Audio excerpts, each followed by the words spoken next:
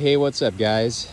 Well, it's November 26th. Woke up, it is 26 degrees, but it feels like it's 19. You see the frost on the ground. Oh boy.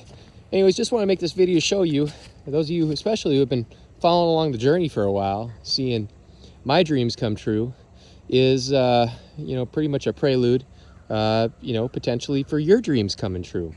And all detailed in this guy right here, Thesoftspokenshaman at gmail.com, if you'd like to read it. Let's go take a look in the inside. So this roof we got put on yesterday. Thank goodness it happened before the temperature hit freezing. I mean, it's gonna get up to 55 today, so that's fine. It's just gonna take a while to do it. So, man, am I happy about this. I mean, look at that. So, just so beautiful. And it's a war zone in here. We're doing work. It ain't clean, but man, it's just beautiful to see the fruits of my labor come into fruition.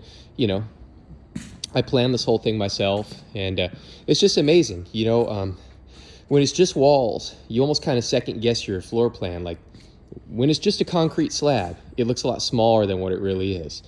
When it's concrete slab and walls, it looks a lot smaller than what it really is. But then you put a roof on it, and it really gives it perspective, and kind of then you're really informed about how the true size of the house.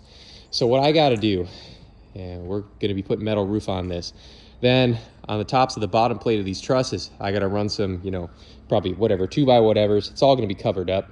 2x whatevers for flooring, because that span from the bottom of the truss to the top of the truss is about 9 foot 4 inches, meaning I can use that as storage space or even a loft, which is really cool.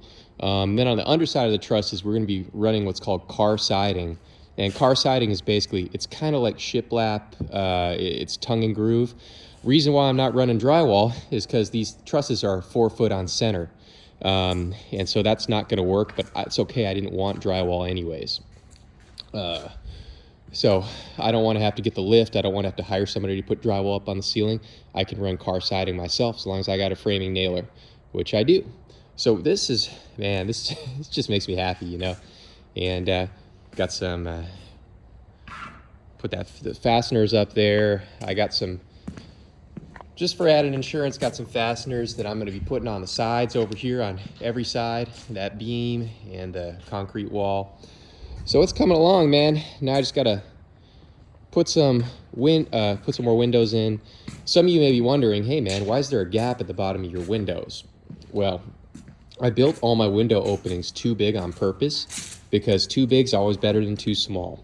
And so what'll happen is I'll be building these up using concrete blocks, and then on top of that will go my sill. And then of course, what happens afterwards, you put what's called backer rod in here in these gaps, and you foam it. And everything's good. And all my windows are in there square. They work.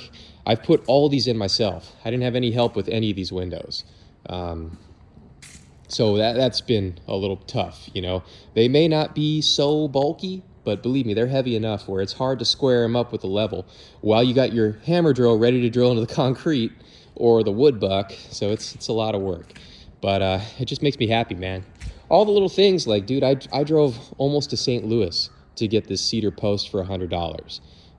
At the time I'm like, man, well, I'm driving like almost 300 miles, But then I got this and I said, oh, it's beautiful. But then now it's in position. I'm like, man, this is beautiful. I like this a lot.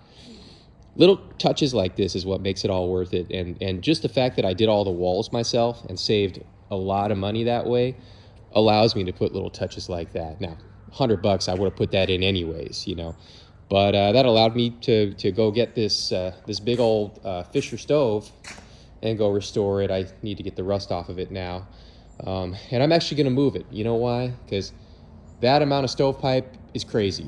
So it's actually going to go right here, because that amount of stovepipe, oh, that's music to my ears. We're not going to have to run a lot of stovepipe, and I already got my chimney pipe. So anyways, just wanted to show you guys. I mean, for those of you who have listened to content for a while, you all know what my plans are and were with this. It's been years in the making, and now to see it come true, Well, I mean, that makes me feel good, but it also should make you feel good too, because if you have big dreams, big aspirations, big goals, well, you got to see somebody do it, you know?